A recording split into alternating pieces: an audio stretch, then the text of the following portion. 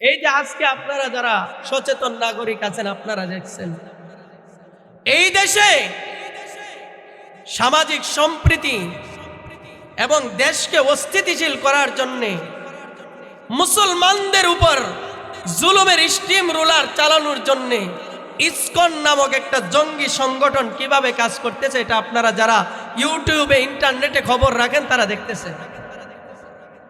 এদের মাকসাদ হচ্ছে এই দেশ থেকে মুসলমানদেরকে নিধন করা। যুবক ভাই প্রস্তুত হন। আর কত ফ্রি ফায়ার নিয়ে থাকবেন,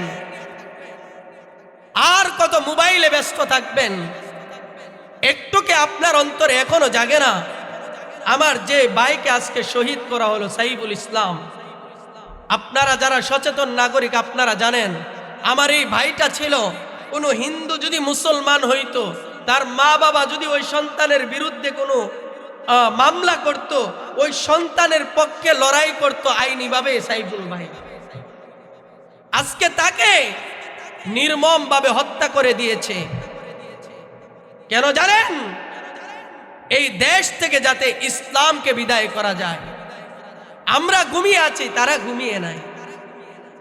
আল্লাহর নবী 1500 বছর আগে বলে গেছেন, আমি পূর্ব দিক থেকে রক্তের ঘ্রাণ পাচ্ছি, পূর্ব দিক থেকে বিশাল একটা যুদ্ধের আশঙ্কা করছি। লম্বা ইতিহাস, ওই দিকে আমি যাব না, লম্বা হাদিস। আল্লাহর নবী এটা বলে গাজওয়াতুল হিন্দের দিকে ইশারা করছেন। যুবক ভাই প্রস্তুত থাকেন, আমার তো মনে হচ্ছে গাজওয়াতুল হিন্দের সূচনা হয়ে গেছে। মুসলমান সাবধান, যে ইমানের অবস্থা, ইমান যদি এরকম থাকে, এই ইমান নিয়ে যুদ্ধ করবেন দূরের থাক, এই ইমান নিয়ে আপনি নিজের কবরে যাওয়ারই কোনো ক্ষমতা নাই। আল্লাহ আমাদেরকে বুঝার তৌফিক দান করুক, বলি আমিন। নিজের ভিতরে ইসলাম, নিজের ঘরের ভিতরে ইসলাম প্রতিস্থাপনের দরকার আছে না নাই?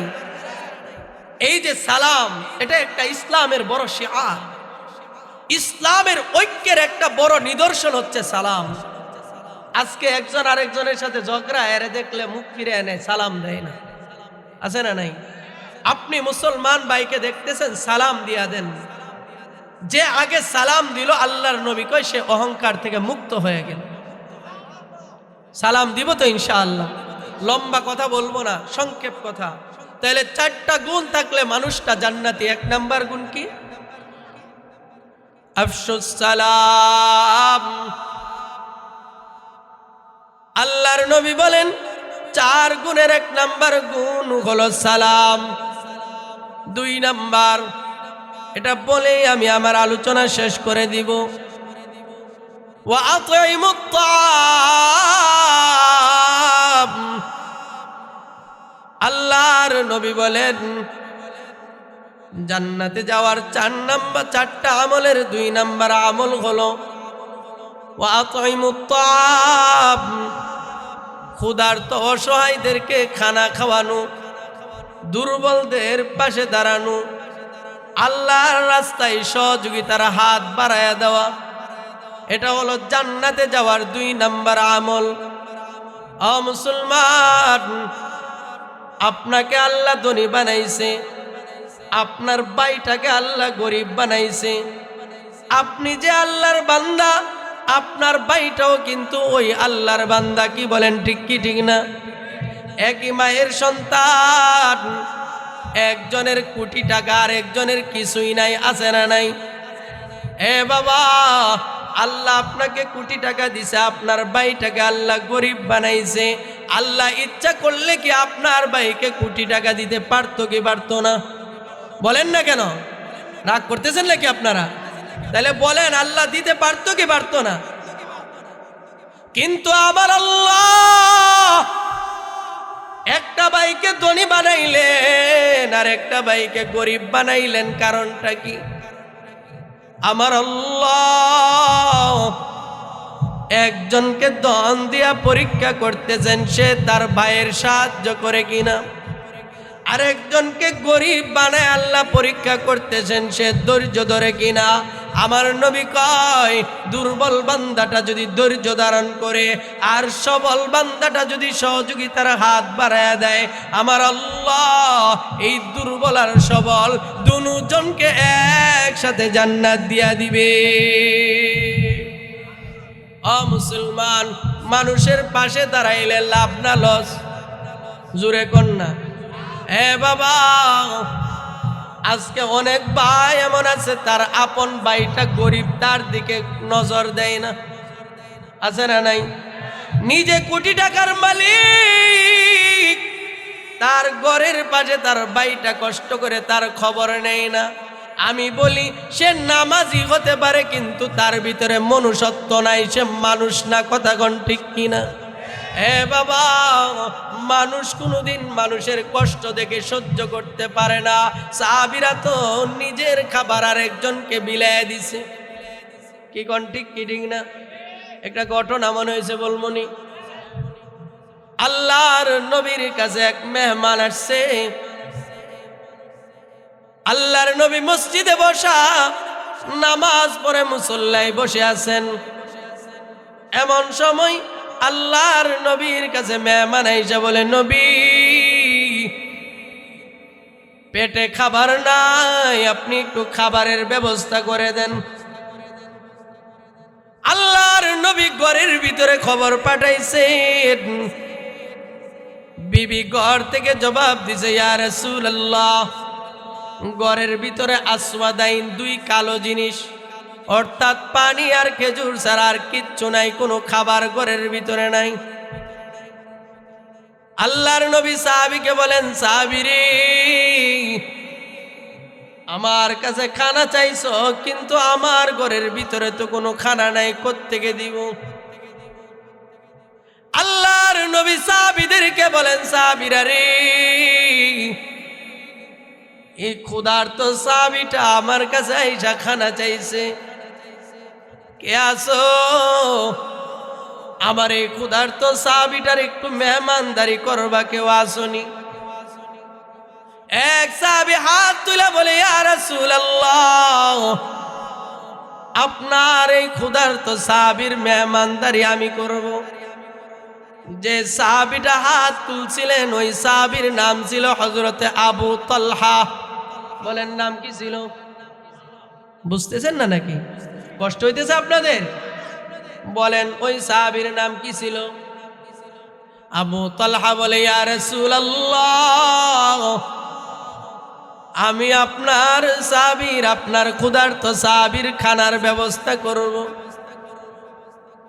হযরতে আবু তালহা আল্লাহর নবীর ক্ষুধার্ত সাহাবীটাকে নিয়ে বাড়ির দিকে রওনা দিলেন। বাড়িতে গিয়া বিবিকে বলেন, বিবি, নবীর মেহমান নিয়ে আসছি, ঘরে কোনো খানা আসেনি। হাদিস থেকে ঘটনা শুনাইতেছি, কোনো কাল্পনিক কিচ্ছা কাহিনী না। আবু তালহা গিয়ে বলেন, বিবি, নবীর মেহমান, ঘরে কোনো খাবার আসেনি। বিবি ডাক দিয়া বলেন, স্বামী, ঘরের ভিতরে অল্প আটা ছিল, এই আটাগুলো দিয়া রুটি বানিয়েছি, 3-4-5টা রুটি আছে। এই রুটিগুলো রাখছিলাম আপনি আর আমি খাওয়ার জন্য। আবু তালহা ডাক দিয়ে বলে, বিবি, আমি আর তুমি না খেয়ে থাকতে পারি, কিন্তু নবীর মেহমানকে না খাওয়ায় রাখা যাবে না। ও বিবি, আজকে রাতটা একটা রাতই তো, তুমি আর আমি কষ্ট করে না খায়া কাটায় দিব, আর আমাদের খানাগুলো আল্লাহর নবীর মেহমানের জন্য দিয়া দিব। হযরতে আবু তালহার কথা শুনে বিবি রাজি হয়ে গেলেন। ঘরের ভিতরে যেই খাবারগুলো ছিল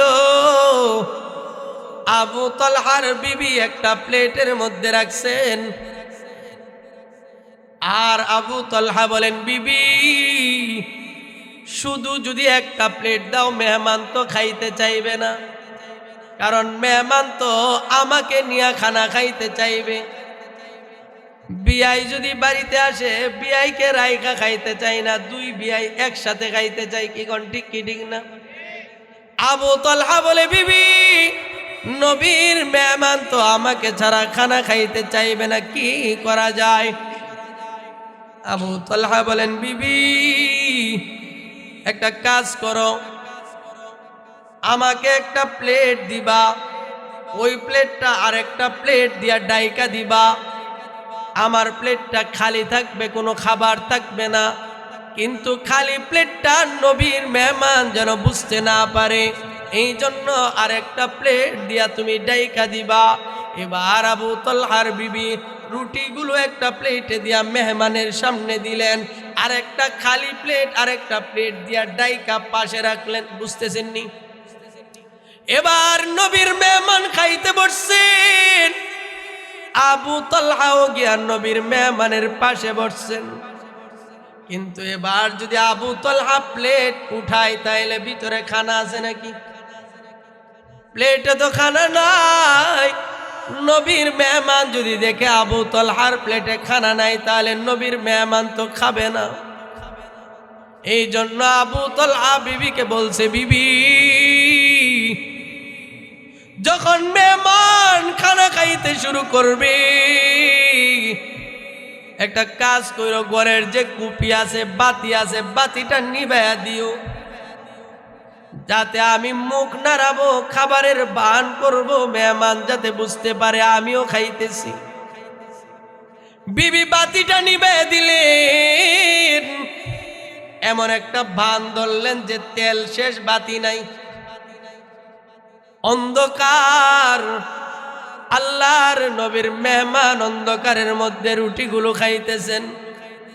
আবু তালহা পাশে বৈশা বৈশা শুধু মুখ নাড়াইতেছে, আসলে কোনো খানা নাই। এ বাবা, মেহমান তো মনে করতেছে আবু তালহাও খাইতেছে, আসলে কি আবু তালহার কোনো খাবার আছে নাকি? এ বাবা, মেহমান দেখে না, আবু তালহার দৃশ্য তো মেহমান দেখে না, কিন্তু আমার আল্লাহ দেখে কি দেখে না? আরো জুড়ে বলতে হবে রে বাবা, আমার আল্লাহ দেখে কি দেখে না? আমার আল্লাহ মানুষ মনে মনে যা বলে শুনে কি শুনে না? এটার একটা উদাহরণ দিমুনি। হযরতে এই ঘটনাটা হারায়েন না, এটা শেষ করি নাই, বুঝানোর জন্য। আমার আল্লাহ যে সব দেখে এটা বুঝানোর জন্য বলতেছি। মুসা আলাইহিস সালামের নাম শুনছেন? পয়গম্বর মুসা, আল্লাহ তাআলা ওনাকে একটা বরকতির লাঠি দিয়েছিলেন, যেই লাঠির কথা কোরআনের মধ্যে সূরা তাহার মধ্যে বিস্তারিত আসছে। ওয়ামা তিলকা বিয়ামিনিকা ইয়া মুসা قال هي عصاي أتوكأ عليها وأهش بها على غنمي ولي فيها مآرب أخرى। এই আয়াতের বিশাল ব্যাখ্যা আছে, অন্য কোনো দিন